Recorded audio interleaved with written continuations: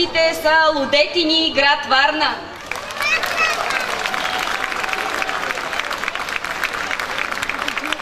Клуб по български народни танци Лудетини е създаден през май 2012 година.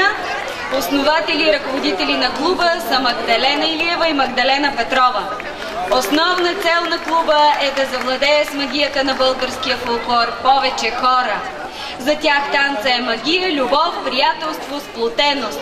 Те са луди, усмихнати, забавни, танцувални или с една дума лудетини.